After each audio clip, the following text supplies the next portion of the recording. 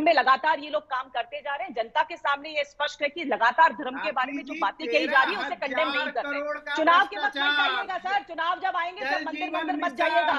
और लालू प्रसाद यादव जी में देखी थी 2 दिन से फोटोज देखी थी, तिलक लगा करके जा रहे थे। वो भी तो इंडिया अलायंस के पार्टनर है, घमंडिया जो ग्रुप है उसके पार्टनर है।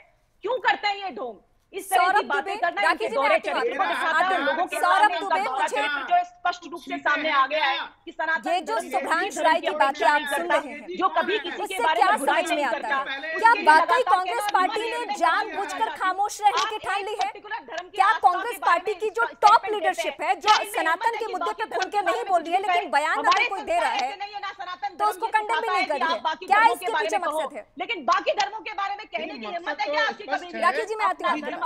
अभी जिस प्रकार से स्टूडियो के अंदर तुम्हारी बड़ी शालीनता से इनसे प्रश्न पूछ रही हैं और ये इतने आक्रामक हो रहे हैं कि सारे प्रश्नों की बौछार आप सही कर रहे हैं बजाय कि उत्तर देने के। और ये कांग्रेस पार्टी के इतनी बड़ी पार्टी के प्रवक्ता हैं, इनको समझ होनी चाहिए कि आपसे प्रश्न पूछा जा रहा है सनातन पे और आप आक्रामक हो रहे हैं। रीमा जी पे आप उन पर क्वेश्चन उठा रहे हैं, आप जीतन राम मांझी की बात कर रहे हैं। अपने पार्टी के नेताओं की कब बात करेंगे जो राम के नाम पर गालियां देते हैं, जो राम को गालियां देते हैं, सनातन के नाम पर क्या क्या शब्दों का प्रयोग नहीं किया, रामचरितमानस के बारे में क्या क्या बोलते हैं। मैं तो देखिए आपके भले की बात कर रहा हूँ। आपका 2014 में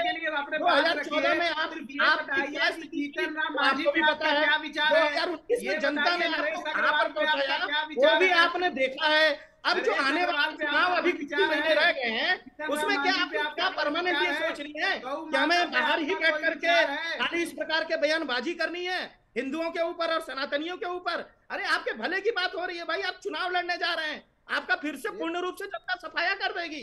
आप राजनीतिक व्यक्ति हैं, आप अपने भले की बात करिए, अपने नेताओं को समझाइए, अपने पार्टी के जो प्रवक्ता है तो कम से कम ऐसी बात करिए कि जनता को बात अच्छी लगे। जनता आपके इन बयानों से कहीं न कहीं बहुत ही ज्यादा आक्रोश में है और उसका आक्रोश आपको जनता वोट के रूप में देगी, वोट का चोट मिलेगा। आपको इस बात का ज्ञान है? आपको वोट का चोट 2014 में मिला, 2019 में मिला और निश्चित रूप से अगर आप लोगों की बयानबाजी सनातन के खिलाफ और हिंदुओं के खिलाफ चलती रही तो आपको 2024 के इलेक्शन में वोट की चोट ऐसी पड़ेगी कि कहीं ना कहीं आप भारत के मानचित्र से गायब हो जाएंगे। क्यों? क्योंकि ये जो पूरा भारत देश है इसकी पृष्ठभूमि में जड़ में सनातन है और इस जड़ को अगर आप छेड़ेंगे, इस जड़ को आप छेड़ेंगे तो जनता आपको माफ नहीं करेगी, जनता आपको ज्योतिष करेगी।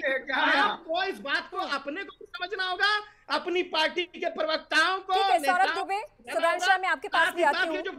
मैं लाख कोशिश कर लूँ, शायद आप इस मुद्दे पर बोलेंगे नहीं, लेकिन राखी जी वक्त की कमी है। आखिर में मुझे बस आखिर कमेंट आपसे ये लेना है कि आपको क्या ये बयान तमाम जो आए उसको देखकर क्या लग रहा है कि क्या कोई वाकई स्ट्रैटेजी तैयार हो रही है कि सनातन के मुद्दे पर मुखर होना है, सनातन के खिलाफत में सियासत करना है? क्या वाकई आपको लगता है कि इस तरीके की राजनीति हो रही है?